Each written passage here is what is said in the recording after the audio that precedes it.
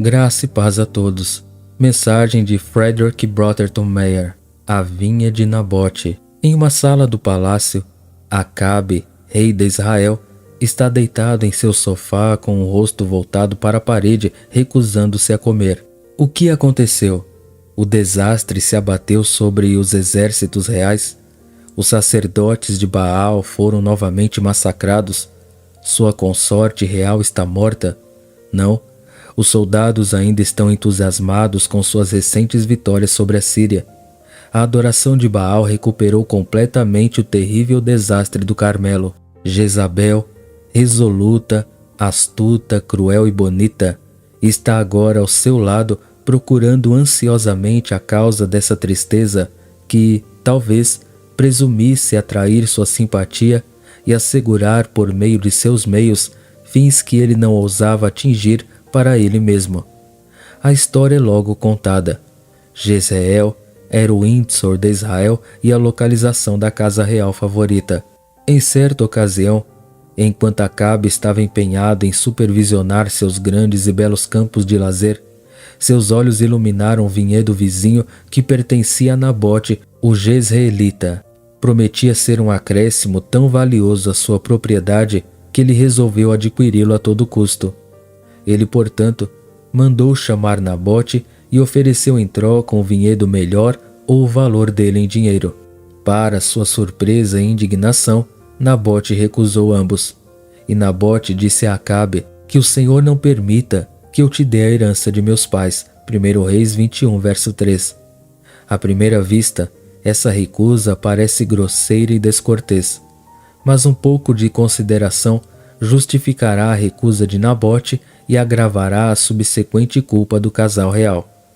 Pela lei de Moisés, Canaã era considerada, num sentido peculiar, a terra de Deus. Os israelitas eram seus arrendatários, e uma das condições de sua posse era que não alienassem o que coubesse a eles, exceto em casos de extrema necessidade e somente até o ano do jubileu. A transferência sempre foi acompanhada com a condição de que a terra pudesse ser resgatada a qualquer momento pelo pagamento de um preço estipulado. Se essas duas condições tivessem permanecido em vigor, Nabote teria sentido menos remorso por essa alienação temporária de sua herança paterna, mas ambos provavelmente caíram em desuso e ele antecipou que, se uma vez saísse de suas mãos, seu patrimônio se fundiria ao domínio real para nunca mais se desintegrar. Tomando sua posição então por motivos religiosos, ele poderia muito bem dizer: "O Senhor me livre disso". Sua recusa foi em parte, portanto, um ato religioso, mas havia sem dúvida algo mais. Em sua menção à herança de seus pais, temos a sugestão de outra razão e mais natural para sua relutância. Sob aquelas vinhas e árvores que seus pais haviam sentado por gerações, lá ele passou os anos ensolarados da infância.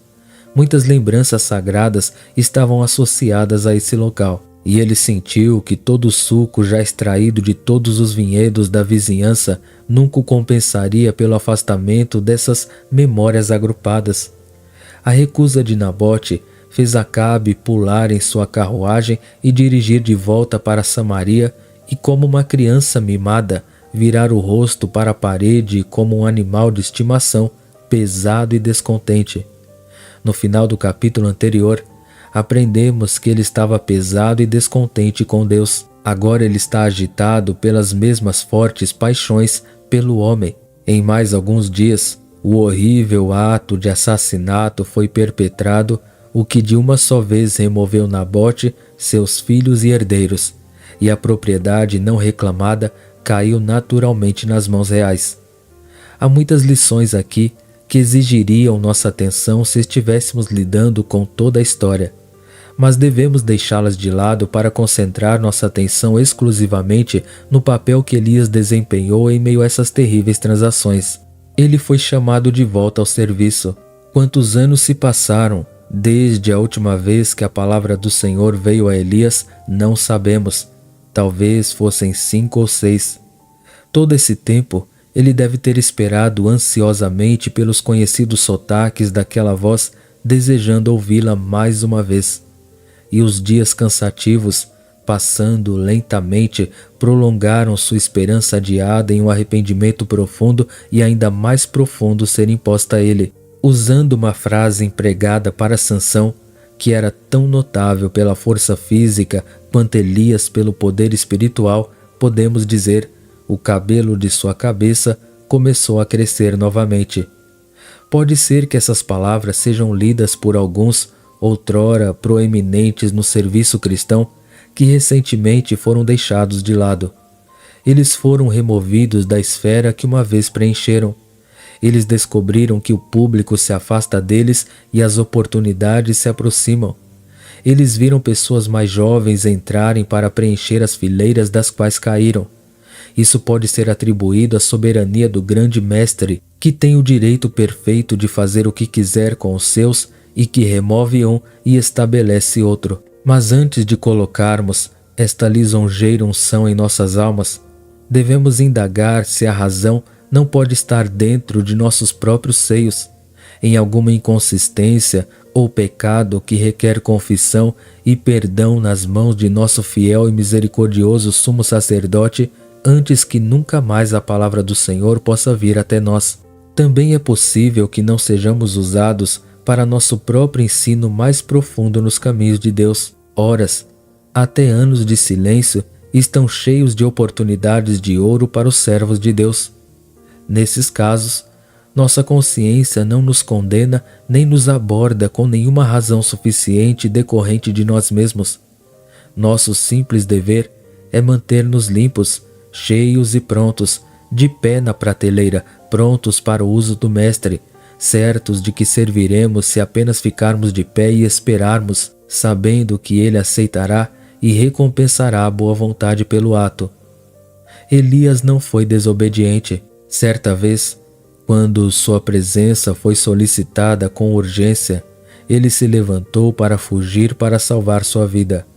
Mas não houve vacilação nem covardia agora. Sua antiga fé heróica reviveu nele novamente. Seu espírito havia recuperado sua postura habitual na presença de Jeová. Sua natureza havia retornado ao seu equilíbrio na vontade de Deus. Ele se levantou e desceu até a vinha de Nabote e entrou nela e caminhou por suas clareiras, ou esperou nos portões para encontrar o criminoso real. Não era nada para ele que cavalgassem atrás da carruagem de Acabe 2 capitães implacáveis, Jeú e Bidcar, segundo Reis 9:25. Ele nem por um momento considerou que a mulher que havia ameaçado sua vida antes poderia agora tomá-la, enlouquecida como estava com seu recente gole de sangue humano. Todo o medo era apenas como a teia de aranha balançando pelo caminho do jardim. Quem não se alegra com o fato de Elias ter tido a oportunidade de limpar a mancha escura da desgraça que se apegou a ele desde o momento em que abandonou tão infielmente o posto do dever? Seu tempo de espera não foi perdido para ele. Ele agiu como uma consciência encarnada. Nabote estava fora do caminho, e Acabe pode ter se consolado, como as pessoas fracas ainda fazem, com a ideia de que ele não era seu assassino. Como ele poderia estar? Ele estava perfeitamente quieto. Ele simplesmente encostou o rosto na parede e não fez nada. Ele se lembrava que Jezabel havia pedido a ele seu selo real para dar validade a algumas cartas que ele havia escrito em seu nome. Mas como ele poderia saber o que ela havia escrito? É claro que se ela tivesse dado instruções para a morte de Nabote, seria uma pena, mas agora não havia como evitar. Ele também pode tomar posse da herança. Com tais paliativos, ele conseguiu acalmar o fragmento de consciência que sobreviveu sozinho em seu coração. E foi então que ele se assustou com uma voz que não ouvia há anos, dizendo: "Assim diz o Senhor, você matou e também tomou posse." 1 Reis 21:19. Ele matou? Não, foi Jezabel quem matou. Ah, foi em vão transferir a responsabilidade assim. Você matou? O profeta, guiado pelo Espírito de Deus, colocou o fardo nos ombros certos. Frequentemente, um homem que não ousa cometer ele mesmo um ato vergonhoso chamará um subordinado para o seu lado e dirá: Tal coisa precisa ser feita, gostaria que você cuidasse disso. Use qualquer um dos meus aparelhos que quiser, e é claro que é melhor você não fazer nada errado. À vista de Deus, o homem é considerado responsável por qualquer mal feito por sua ferramenta na execução desta comissão. A culpa recai sobre os ombros do diretor, e será mais tolerável para o subordinado do que para ele no dia do juízo. Além disso, mas com base no mesmo princípio, se o empregador, ao pagar um salário inadequado e injusto, tenta seus empregados a complementar sua escassa ninharia por métodos desonestos ou profanos, ele é considerado responsável perante os céus pelo mal que poderia ter evitado se não tivesse sido deliberadamente e criminalmente indiferente. Às vezes é dever de um servo de Deus repreender destemidamente os pecadores que pensam que sua alta posição é uma licença para fazer o mal e uma tela contra a repreensão, e que todos se lembrem de que atos de pecado arbitrário muitas vezes parecem prosperar a princípio. Nabote morre mansamente, a terra suga seu sangue, a vinha passa para as mãos do opressor, mas há alguém que vê e certamente vingará a causa de seus servos.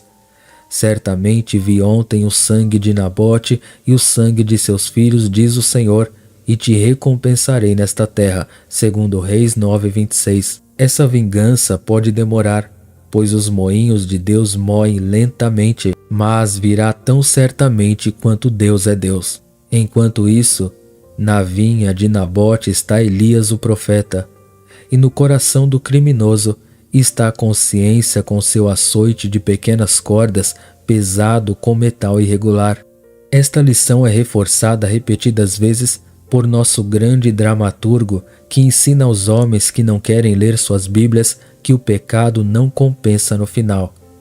Por mais bem-sucedido que pareça a princípio, no final tem que contar com Elias como consciência e ele sempre descobre o culpado, e com Deus como vingador, e ele nunca erra o alvo. Elias foi odiado por causa da verdade.